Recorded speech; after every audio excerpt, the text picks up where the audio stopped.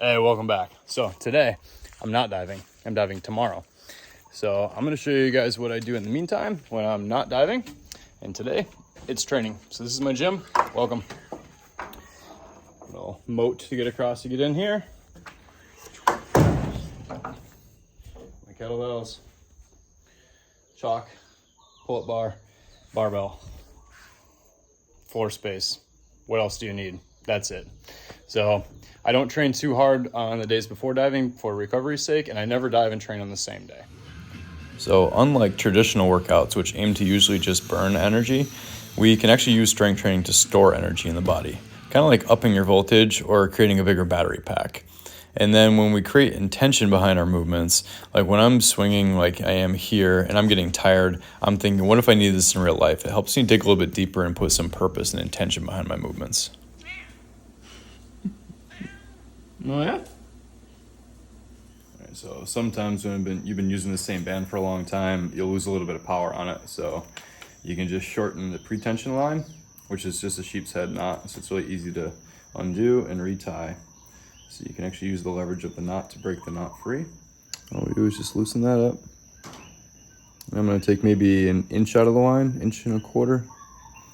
You don't wanna overdo it. Don't make your gun too powerful or it's gonna mess up your shots. Right about that. So make sure that doesn't slip. I'll just tie a new knot in it.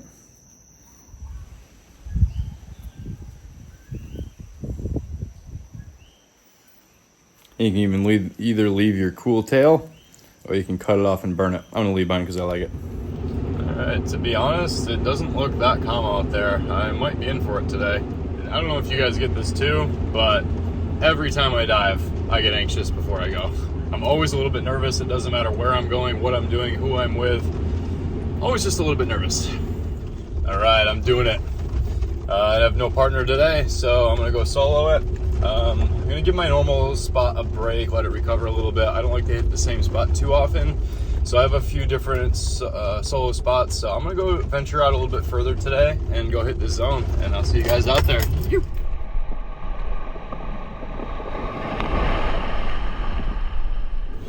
Well, this is super embarrassing, but I had a little bit of rock in my snorkel and it was leaking water. And when I took it off to fix it, a wave ripped my mask right out of my hand and I lost it. So now I have to go home and grab my backup and start all over again. Ugh. And I finally make it out into the water and I'm swimming out to my spot and you can see it's pretty murky today. It's a little choppy, a little rough. So as I head down for my first drop of the day, somewhere in the 40s, I hit the bottom and the surge is also pretty brutal. I'm getting tossed around a bit. So I'm trying to stick in the rocks and stay low. I grab onto this coral head for some purchase so I don't get ripped all over the reef and spook all the fish. And it's pretty fishy. So there's just not a lot that I'm interested in shooting yet, but I'm just getting warmed up anyway. I want to check out what's out here for the day.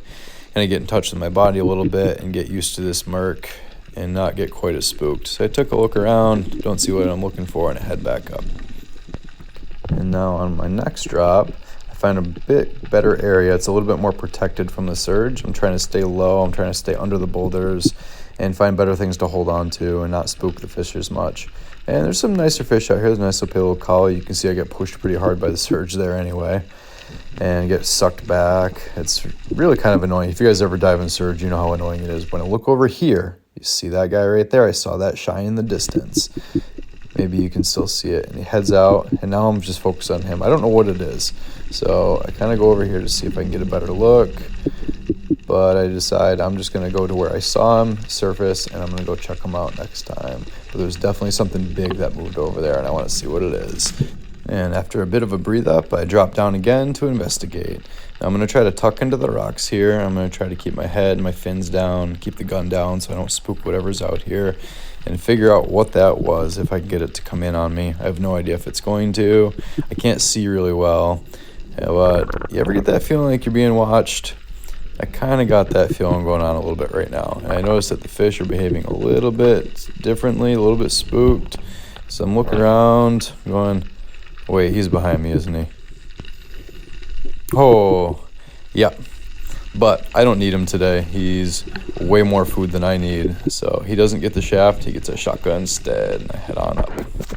Now I'm getting pretty frustrated with this surge getting thrown all over the place, so I'm trying to find better spots to hide. So in this one, I head right down next to this boulder and I land right on top of this fat Munu. What are the chances? I let him get close enough and give him the old tap.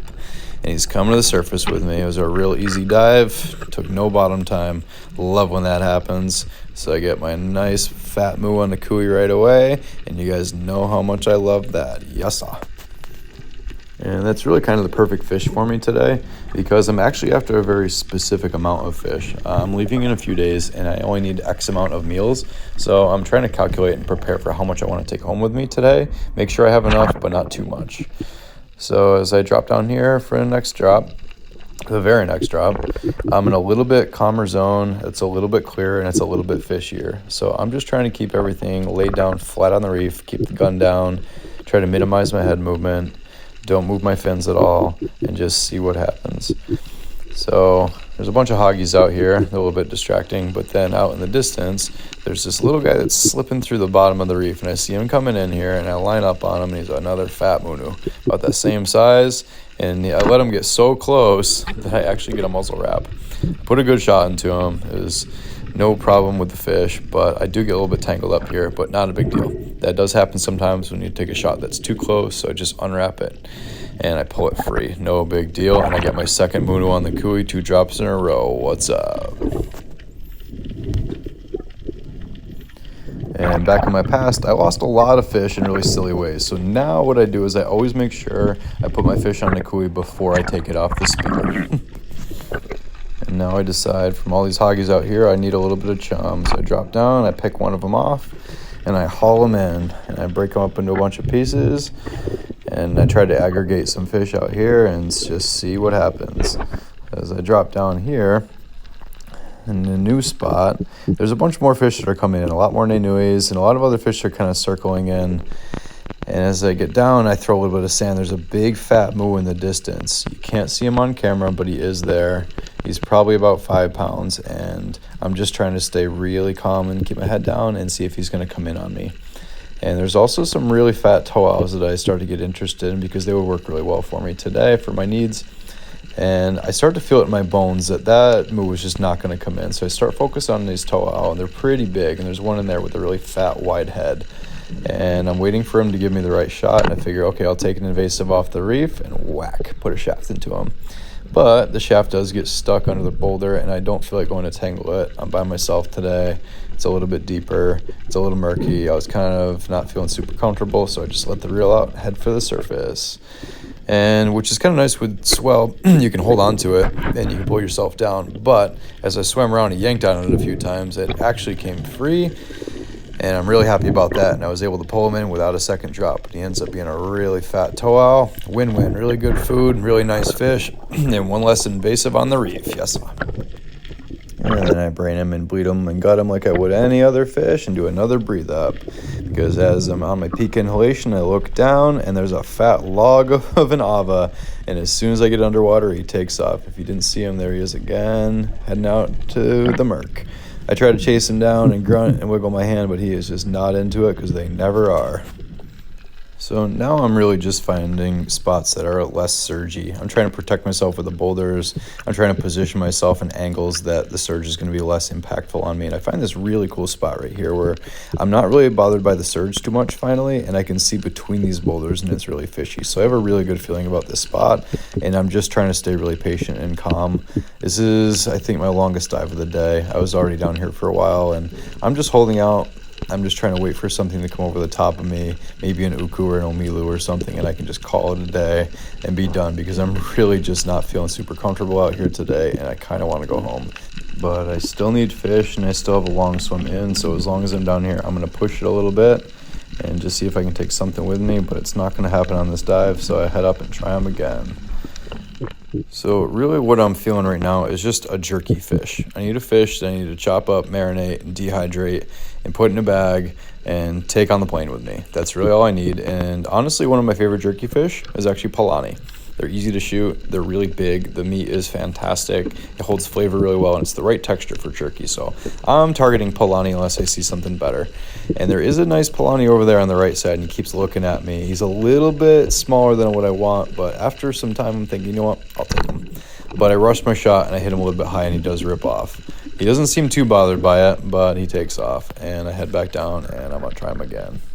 So as I start swimming back towards my exit, I'm taking drops along the way, and then I end up in this spot, and then it's a little bit deeper, and it's a little bit surgier than the spots I was just at, so I am getting pushed around a little bit more. And I'm trying to stay tucked into the boulders and hold on to the coral head to anchor myself to the reef, but it's not making the fish come near me. But there is a nice omilo that swims past me right there, and I'm trying to track my gun on him. But the surge is pushing my gun so hard I actually can't track my gun to him. He disappears behind that rock, and I try grunting and looking for him, but I just cannot get my body over that rock with all the surge, and I lost my chance. Oh well. So as I'm swimming back in, I'm taking drops along the way, and I find this pretty fishy spot down here. And as soon as I hit the bottom, I look up, and there's that fat palani I've been looking for. But he knows I'm after him, and he swims away from me. So I take a long shot, but he's big enough. I hit him in the tail, and he holds. He's a really hard fighter, though, and it was really fun to pull this guy in. And he's also going to fill up a whole bag of jerky for me later, which I'm pretty excited about. And I usually don't get that stoked on palanis, but this one, that's exactly what I was after. And now the first thing I'm going to do when I get him is brain him, of course. It puts his nervous system out. And then I'm also going to make sure he doesn't kick me because those spikes are brutal. I got one buried in my leg a few years ago through a wetsuit. You do not want that. But check out that cooey for the day. Nothing crazy, but exactly what I need, and I'm pretty stoked. So I swim him in, and on the way back in, I see this spot out in the water, and I go down to check him out. And look at this thing. Look how cool that jellyfish is. I've never seen one like this before. If you guys know what it is, please comment and let me know. The fish were curious in it, but they wouldn't touch it, so I'm guessing it's dangerous. But what a beauty. Look how cool that thing is. The ocean is just such a magical place. You never know what you're going to see out there. It's different every single day, and it just never gets old. I love this place so much. I can't believe what it has to offer us. So now I'm done. I'm going to unload my gun. You guys know the rollers, it's not always the easiest thing. And gear maintenance is so important. And I have hundreds and hundreds of days out there, and this just doesn't get old to me either. Cleaning up gear is just part of the process. I don't really dread it too much. It's kind of therapeutic to me. Processing fish too, I just think it's the greatest way to honor your catch. I take pride in cleaning my gear and cleaning the fish and cooking. I really love the whole experience, from getting up and getting ready to getting in the water and the adventure and all the things that happen, the things that you see. It's not work to me. It can be a little bit tedious, it can be daunting sometimes, but there's never a time that I really dread it. I just really love the entire process of this. This is the lifestyle that I signed up for, and I love it. I'm going to chop up Nipo's fish and give it to her fancy style today, so she doesn't have to chew it on the ground. And yes, she does like the bones. Do not give your dog bones, though, they will choke. Cats do not.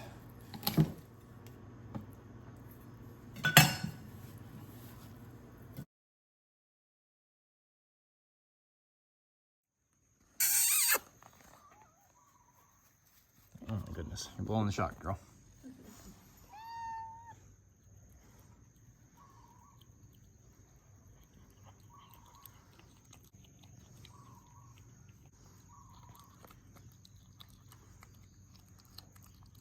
All right, we're going to make palani jerky.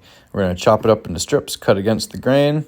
We're going to toss it into a bowl. A little bit of maple syrup, a little bit of garlic salt, a little bit of pepper, a little bit of ginger, a little bit of other spices as you will. And then we're going to dehydrate it for about 10 hours and throw it into a bag.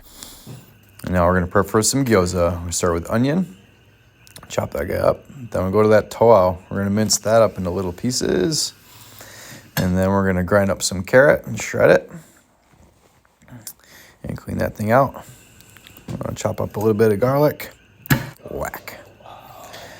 And then we'll grab some shiitake mushrooms and mince those up. Just like that. Then we're going to saute them, cook them a little bit ahead of time. A little bit of toasted sesame oil or not. That's up to you. Doesn't really matter. And then we'll we'll toss in a little bit of shoyu for a little bit of saltiness and a touch of caramelization. We'll let that cook for a little bit, but not overdo it. Just stir that up together.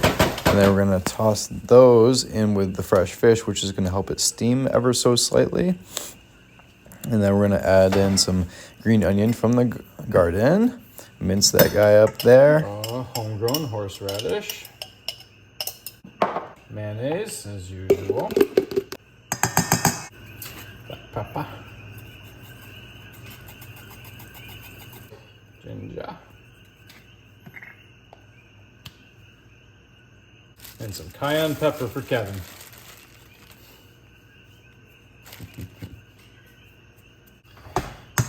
Couple free-range eggs.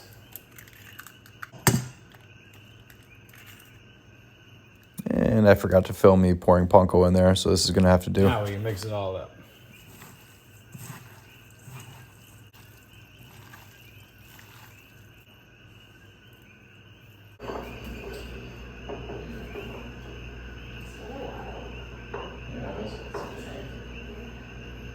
Just the outer rim, like half moon.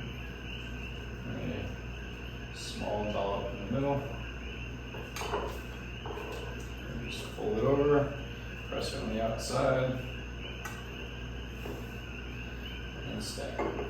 And now this right here is what it's all about. This is what spearfishing is to me. This is all the work coming together and sharing the experience with loved ones, cooking and talking story, and putting the whole thing together. This is it right here. Before I shoot, I was literally on a peak inhalation. I was doing my last big breath. And just I hit my peak, and as I looked up, there was this big silver log in front of me. It was just out of range. And I was like, oh, I'm gonna go for the auto. And as soon as my head went underwater, boom, it took off. I'm like, ah.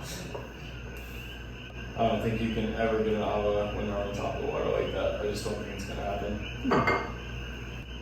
Best bet, just to like ignore it, go straight down to the bottom, and hopefully it gets curious enough to check you out. Ooh, yeah, boy.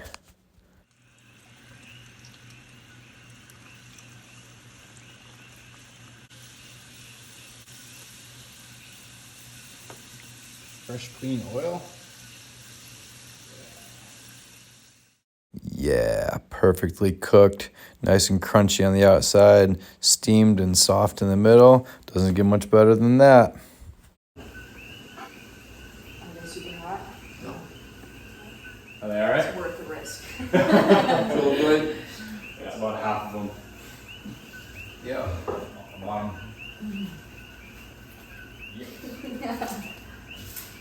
Christmas is just going on.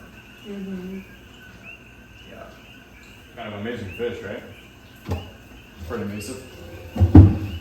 These are really good. That's for the Christmas. Yeah. It's like Christmas, all this Christmas. There you go.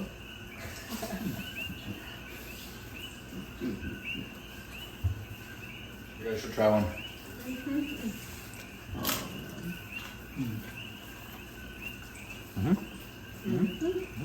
Yeah, fine. If we run out, we got fish wings. We can make burritos.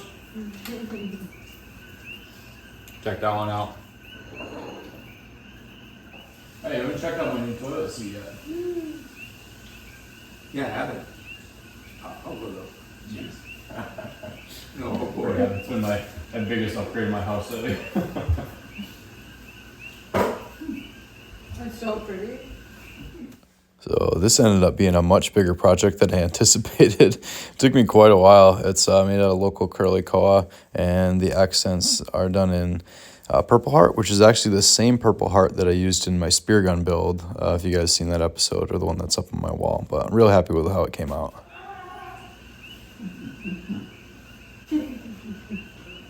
You're gonna have to design a wood toilet, right?